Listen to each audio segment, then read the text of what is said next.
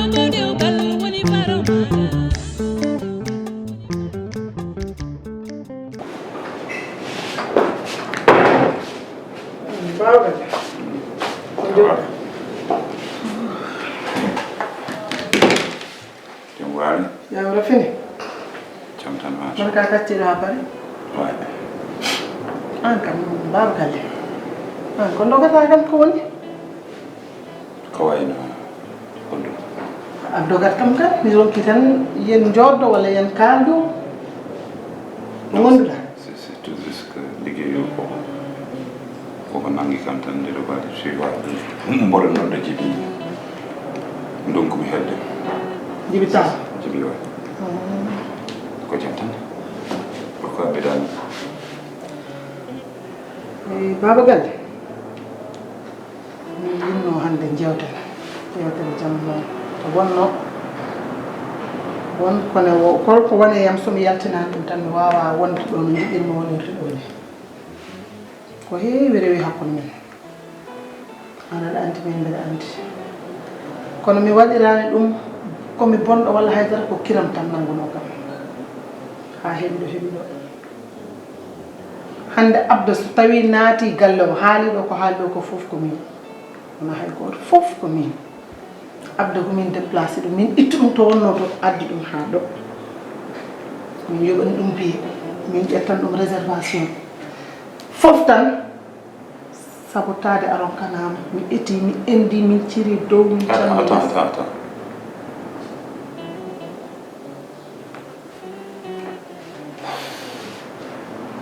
mbiɗa abda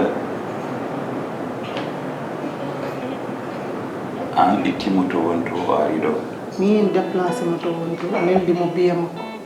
neldimo réservation hôtel waɗanimo fof haw yetti ɗo addo garde ɗo e noon o waɗa menacé an golli ɗum encore une fois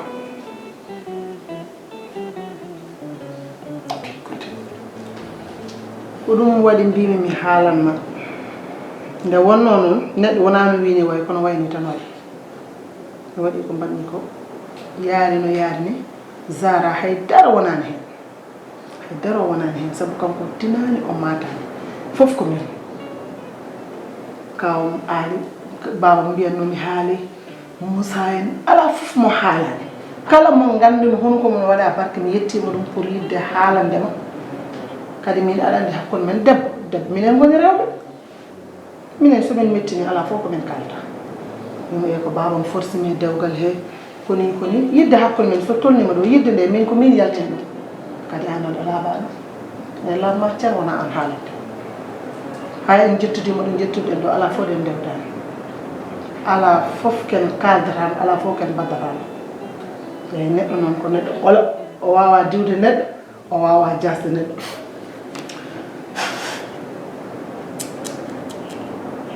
en fait Yacine min jinmi andude toujours hol genre gonɗa par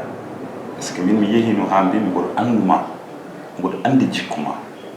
mi won ko yaltata e ma ko ganduɗa ko Yacine goɗɗo jiya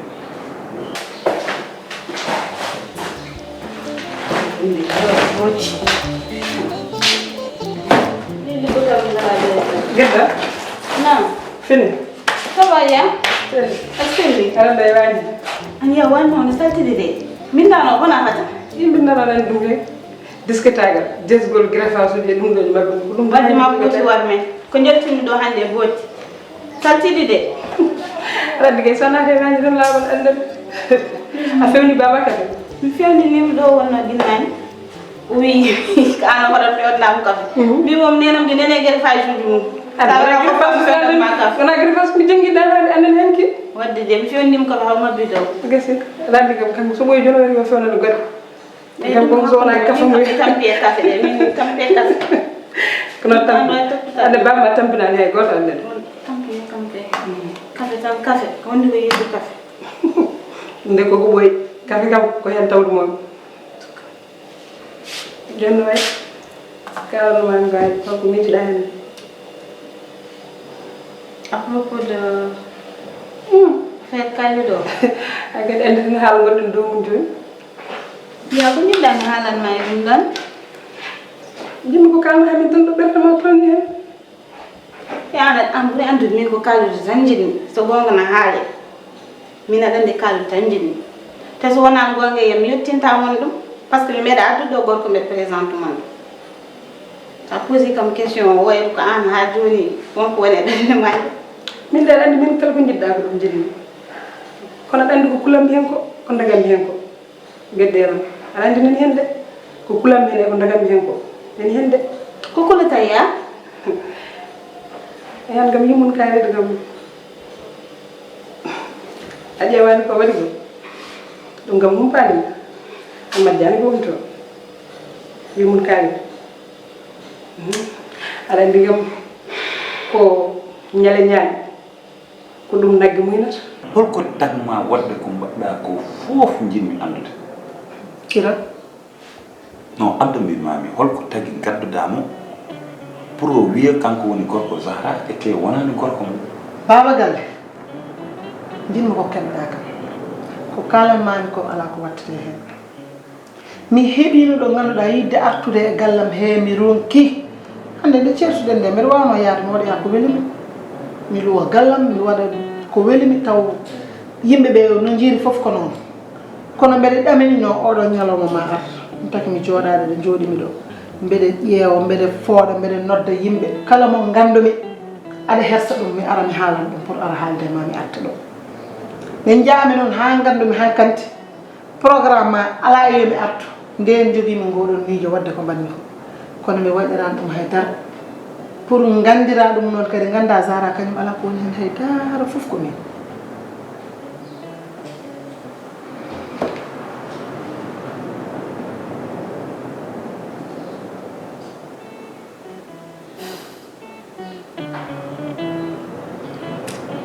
est ce que andi a gagnani aɗa andi ɗum ko mbadda ko fof ko joɓɗamo ko ari ko haali ko fof ko pertema cikkata noon ka gañiɗo mi fof ko mbaɗɗa ko e abda mi anda e holyon par ce que ko abda tan ka mi a gañani wona yaltude Zahra takma artude artude to trompe Yacine somi jaɓi garta e galle c'est parce que yiɗɗamno hedde ma go somi jaɓi garta e galle o ko Aïssa tokoso somi jaɓi garta e galle o kaw baba ma Moussa Diallo ummima Amérique ari wi hotata so wona natta e galle o ko minen wonno gila jeune ko ben gittanmi geɗal ko ben tanma artude wadde ko mbadda koye abda ko mbadda koye goddumi fof ko pertement te sa jogi mom jafnotoɗa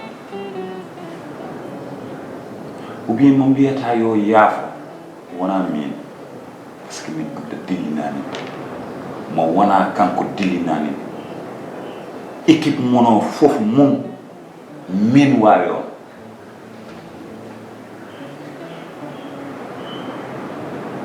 so taw jogorɗa ko yahnade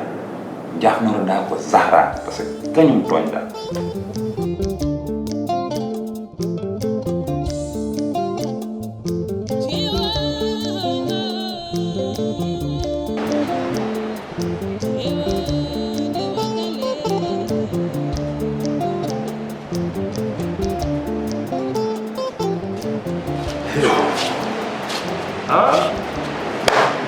tay fo ko natt ha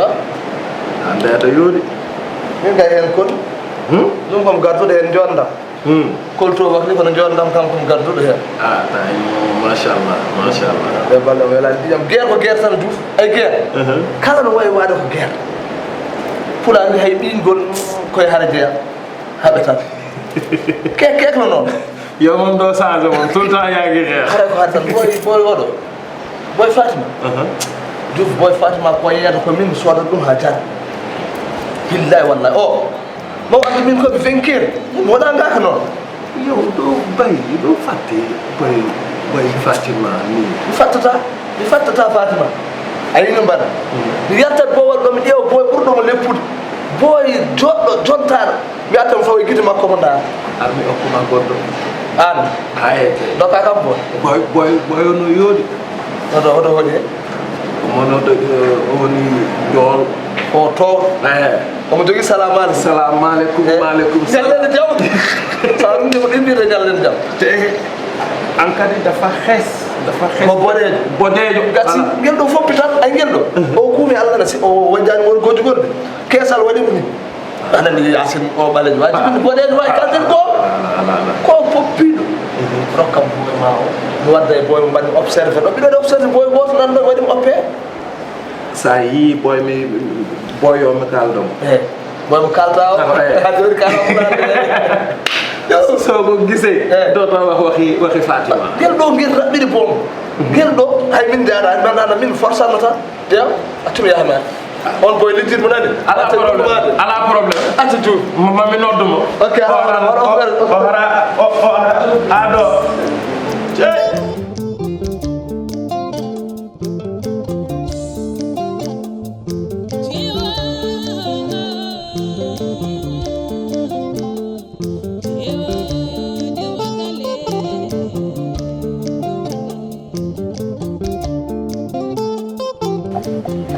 continue man nan ma eyi ko ni yaari rewte no haala artirano fof ko ni haala ka yaari to noon fof e waade noon an Zahra mbiɗa ñaagoma yaafuya jarloɗa kam jaafoɗa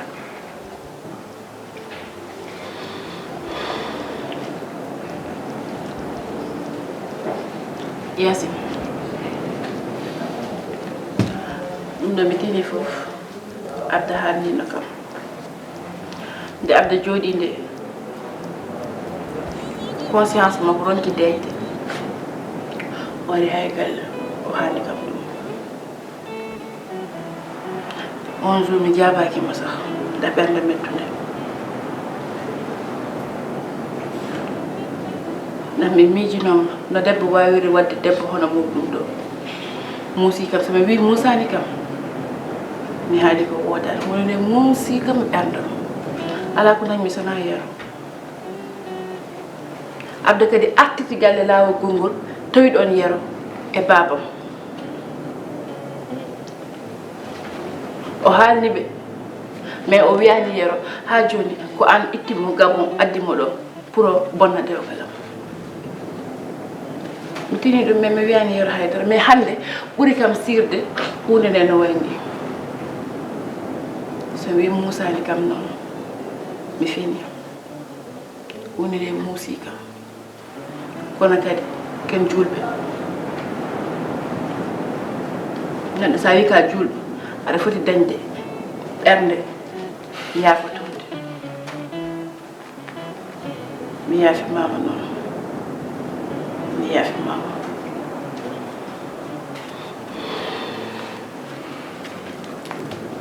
a bien fait a waɗi ko poɗɗa wadde ko et aussi ɗum gandunomi raison pour laquelle mbimomi yo are o yafnoma par ce que wona min o tooñi ko an o tooñi annene kadi ko ɗum pannomi kadi e ma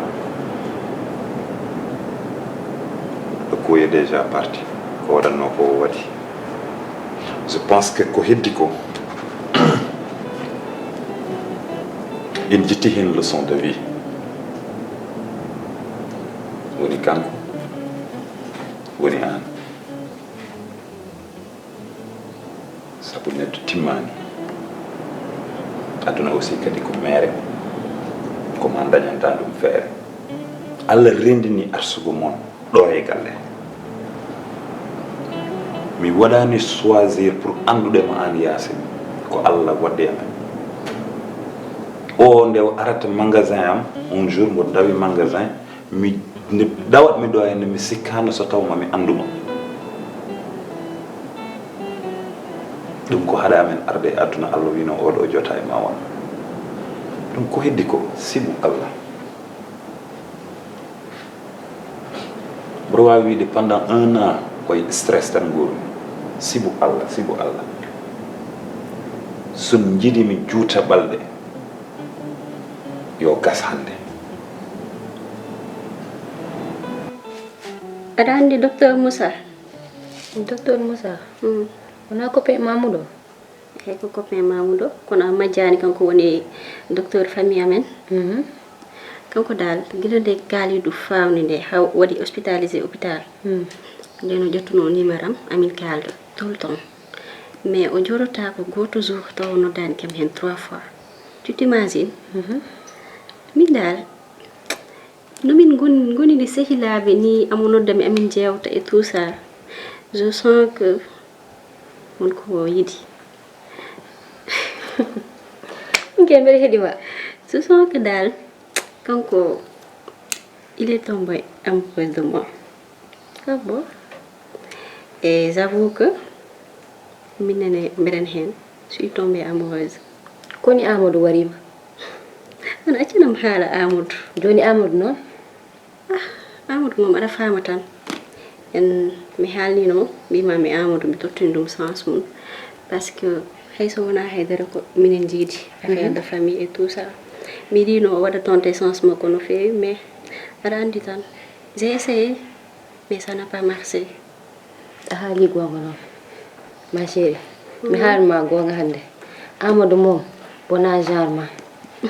Amadou wona ɓofnugal ayi Amadou no way gonto ko cayaji te an ayi mais Moussa mom machallah ko jantal buro te oɗon ɗiɗo oɗon jaadi machallah il est beau so Amadou nanima o waratma tan pat an Amadou mbiyata min jaadani gon kat kalmi ma chérie est ce que artami hokkumamo ni sabu Allah rek hoto rakkam hay goto eyyi ko kalɗa ko on ko gonga parce que mine Moussa mom on s'entend bien machallah te comme no mbiruɗa ni tan mbeɗa andi ko ɗum ɗon tahi affaire o min nanodiri no fewi eyyi voilà mais bon c'est ça ko miijiɗa hen moƴƴi de nangu bo ha tiiɗa gacca Amadou wona genre ma mi haalni na tenum haala Amadou haalnam o e Moussa ko jiiɗa e makko amo ara e ma tout le temps mo ara ɗo amo ƴeewa Mamoudou est ce que ƴeewimo no feewi yo mi ƴeewimo no feewi ma chéri fawnam hen yitere mbaɗana kam mo étudié nangu haati ƴewna kam ko holon genre est ce que amin mbawi waddude no feewi par ce que oɗon instant o soit taw wadda avoué sentimaji makko par ce que mbiɗa andi wonko waɗata sorale wonko huli seeɗa fof maaro inchallah hande mum a ñallat min e ñallat mi waala ko tawani kam ɗo mi dañata jam andi ko garo ɗum tagi umma saɗa no jaranimi joɗade ha jam umma hoor mi riddima rien que pour yidemo tan ala probléme ma o ar d' accord j' espére que wonta ɗo aɗa waɗa mi kañow tan non non suudu ma ndu no heewi buuyi wat cuuray seeɗa mbiɗen doga tan he wona ari kadi a ari kadi sabu Allah rek mi haalat de mi haalat haala tan gañɗa mi haalat tan welto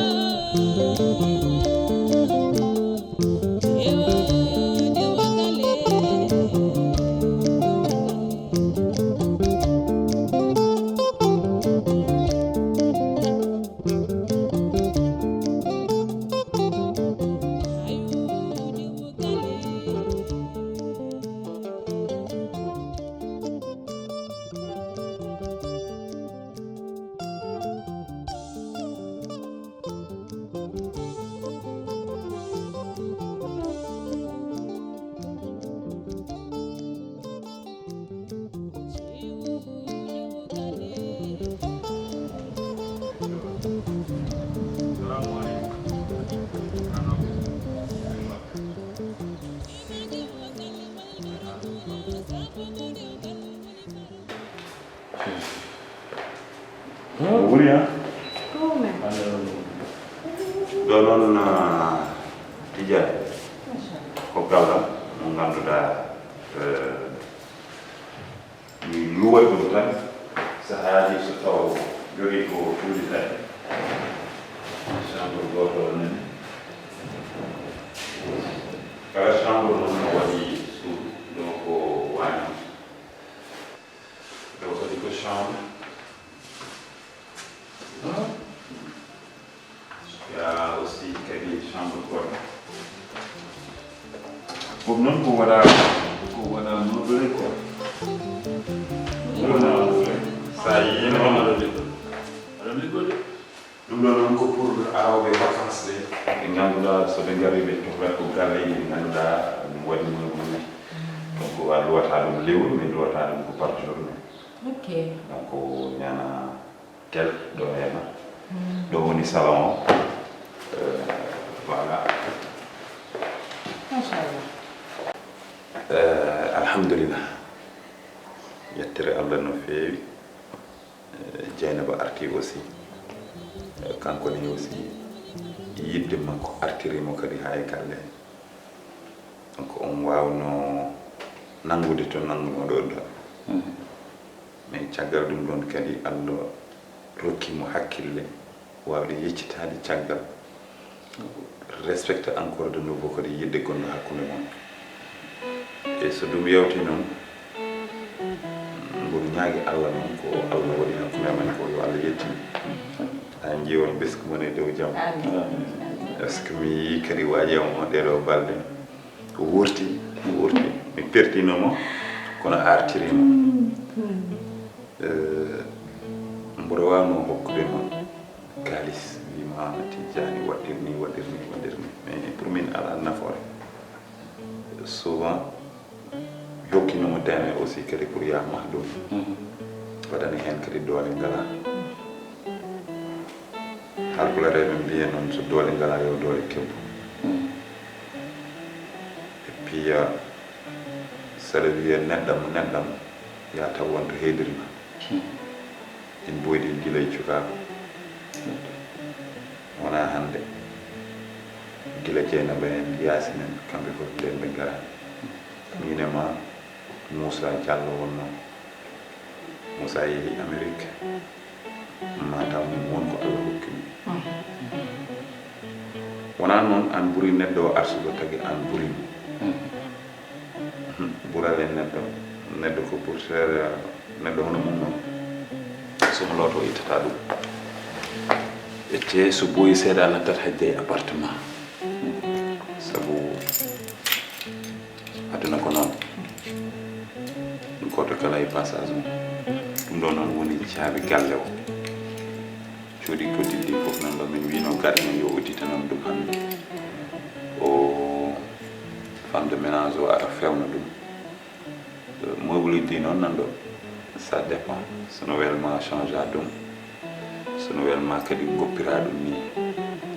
kono kayit galle o kam d' ailleurs nan domaine aɓene change inde nde ittude hen indam ɓe mbatta hen indema tiɗa caabi o noon neon jeynaw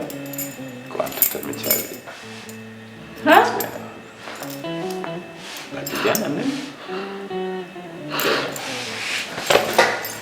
caabi ko ye danim haydara non awaɗanimi fof non jam ko wanni amen ken gotum so toon yimɓe ɓe fof wayno comme e goto heɓata ko metti ɗum haydara ɗum ko gueɗe accananimi haydara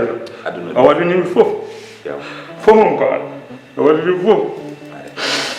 vraiment mi tiƴani mi ala koɓe haala hende yoro a waɗanimi fof banggue fof a waɗi wona joni noon wona min waɗi ko Allah waɗi yo Allah yoɓma Allah waɗi ko Allah waɗi yoro accani kam non on est ensemble guila nden ha joni aɗa non on est ensemble am de ceeno tiijani a jarama mba ñaami fof quoi fof quoi c'est normal jonki normal kaalis c'est normal mon frère oui c'est normal wallahi sa woyi a foti wayde par ce que noon yeb Allah jarama a jarama c'est normal Allah yidarnema franchement so woyi mo foti wayde so woni kodimo kay par ce que hande ko mbaɗanɗamo ɗo ko weeɓani neɗɗo yaade neɗɗo duuɓe kitali wawana ɗum ko wayni neɗɗo yaade neɗɗo guilay cukago ɓe pijji ɓe mawdi ha Allah waɗi arsiga goto e mabɓe Allah rokka ɗum taw nde ɗo fodde nde mbaɗanɗamo nde waɗanta ɗum on hande ɗe yiya ɗo joom darajaji kewɗi gonda e neɗɗo ma daña ko gasata hande aɗa heppo o daña probléme ordonnance o wima kaari mi jogui probléme ordonnance guitta ujunere kokkamo ɗo ujunnaji ɗi probléme location taw koye location woni taw ko neɗɗo ma hanki gila hande arani oɗon jaade fof omo tawa fof omo walluma e golle ma e fof e balle ma so wima location hande so a rokkima janggo kutoɗa kono ɗum wonani hakkude ma e tijani yoro yo Allah junnu balɗe ma moƴƴina baddal ma no wonno gurdam ma no waɗi nafoore yero nde ɗo fodde nde mbaɗanɗa tijani je te jure ha e jatiraɓe ha min maaya min jejjittaɓe par ce que noon fodde wona goto fof andi ɗum je comprends te ɗi jeenam ay addu sa wonde e neɗɗo aɗa wonde e yimɓe Allah rokki ko ujunere rokki on mbuutu rokkani o e haydara femme mo rokkani haydara o ko an Allah wadde may ko mo rokkani haydara o ko min Allah wadde men donc ɗum fof ko jawdi adduna koko gasata ɗo haadata jarani wadde ko ɓuuri muusde abdo ko waɗi kam ko abdo jogo hakkude me zara ɗum ɓuuri muusde neɗɗo ara e galle ma wima nangam ɗe ɗon gueɗe woni gueɗe adduna kono ne jewtumi kalis adduna jaranmo ɗum ɗon komi jafɗomo mi yaafimimo sago Allah e nelaɗo muɗum donc noon adduna ko noon tan et puis renduɓe peccat